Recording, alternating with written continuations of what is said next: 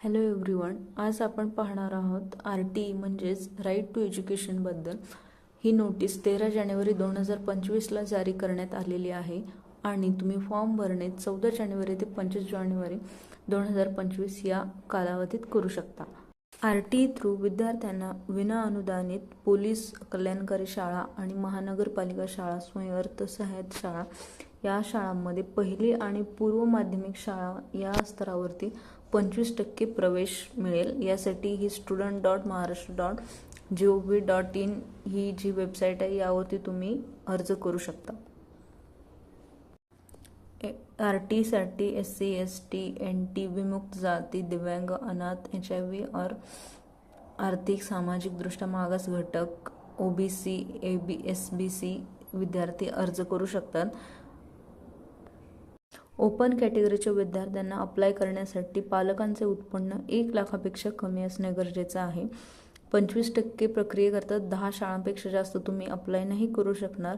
शाळा आणि तुमच्या घरामधील अंतर गुगल मॅपने डिसाईड करा, जे की तुम्हाला सोयीस्कर असेल. विहित मुदतीमध्ये तुमचा अर्ज भरून सादर करा. ज्या विद्यार्थ्यांनी पहिलाच अर्ज भरलेला आहे त्यांना परत अर्ज करता येणार नाही.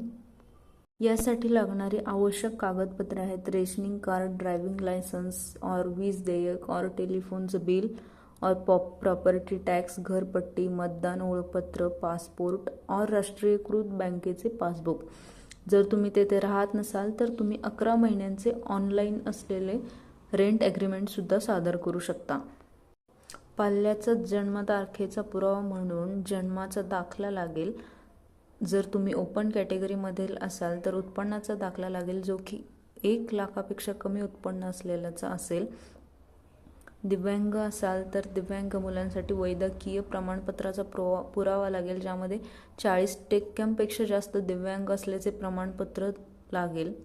बालकाचे आधार कार्ड लागेल.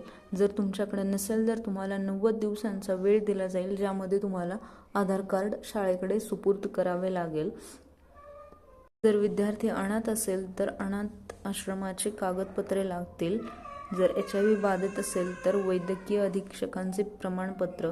घटस्फोटित महिलेचे बालक असल्यास न्यायालयाचा निर्णय. घटस्फोटित महिलेचा और बालकाच्या आईचा रहिवासी पुरावा. बालक वंचित गटात असल्यास बालकांचे किंवा त्यांचे वडिलांचे जातीचे प्रमाणपत्र व बालक आर्थिक दुर्बल घटकातील असल्यास बालकाच्या आईचा उत्पन्नाचा दाखला इत्यादी कागदपत्रे. महिला विधवा असल्यास पतीच्या मृत्यूचे प्रमाणपत्र, रहिवासी दाखला आणि उत्पन्नाचा दाखला ही कागदपत्रे अनिवार्य राहतील. ऑनलाईन अर्ज करण्याची प्रक्रिया पूर्ण झाल्यानंतर सोडत म्हणजेच लॉटरी पद्धतीने विद्यार्थ्यांचे ॲडमिशन्स नक्की केले जातील.